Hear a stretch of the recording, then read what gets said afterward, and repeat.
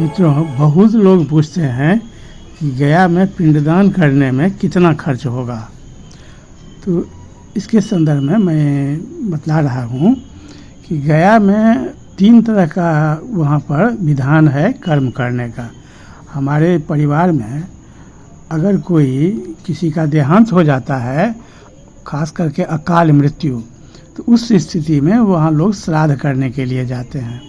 तो श्राद्ध करने के लिए जाते हैं तो उसमें भी गया के इर्द गिर्द के लोग ही वहाँ पर श्राद्ध करने जाते हैं। बाकी लोग नज़दीक में अगर कोई तीर्थ स्थान है तो वहाँ जा कर के अकाल मृत्यु वालों का श्राद्ध कर्म कर लेते हैं। तो श्राद्ध कर्म में से हम लोग परिचित हैं कि कैसे क्या खर्चा होता है।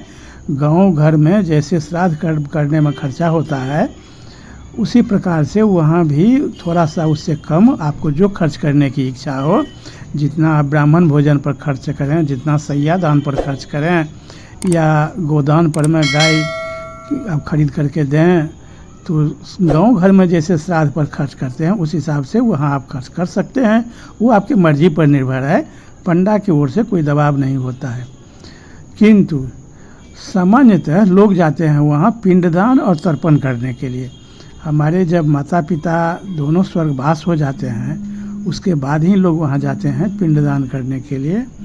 तो पिंडदान करने और तर्पण करने, तो पिंडदान और तर्पण करीब 95% लोग समूचे देश और विदेश से इसी पर्पस से आते हैं कि पिंडदान और तर्पण करना है वहाँ पर। तो इसमें बहुत कम खर्चा होता है। इसमें आपको कुछ सामग्री घर पर से ही अच्छा होगा कि आप लेकर चले जाइए।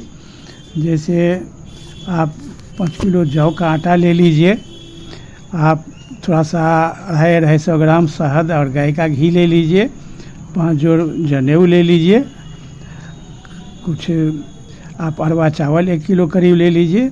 जौ का आटा का सबसे अधिक खर्चा होता है कि सब वहाँ पर पिंड बनता है जौ के आटा से ही।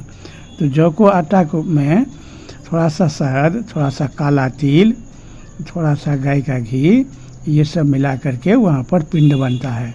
उसके बाद अगर मखाना हो तो कुछ मखाना उसमें मिला दीजिए। ये सब मिला करके वहाँ पर पिंड बनता है।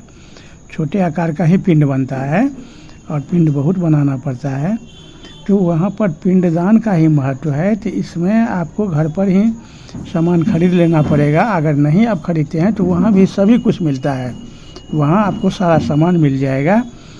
अक्सर हाँ पति पत्नी दोनों मिलकर लोग जाते हैं, तो पति और पत्नी दोनों के लिए एक जोड़ा नया वस्त्र चाहिए। वस्त्र में लाल कपड़ा वहाँ वर्जित है, उजला या पीला लेकर जाइए। और वहाँ पर आप किसी पंडा जी के यहाँ आप चले जाइए। हर क्षेत्र के पंडा वहाँ निर्धारित हैं। अब पंडा जी बहुत मदद करते हैं, वे आपको सारा व्यवस्था कर देंगे। सवेरे में आपको बाल छिलवा देंगे और जहाँ जहाँ जाना होगा, अपना सवारी है तो ठीक है, नहीं तो टेम्पू या जो कोई भी गाड़ी आप कहिएगा वो ठीक कर देंगे। दिन भर के लिए आपको गाड़ी को रखना होगा। और उसके बाद वहाँ बहुत अधिक खर्चा नहीं होता है। पिंडदान और तर्पण में सब मिला करके मुश्किल से 10-15 हज़ार रुपया में आप सारे काम से वहाँ निपट करके आसानी से आ जाएंगे।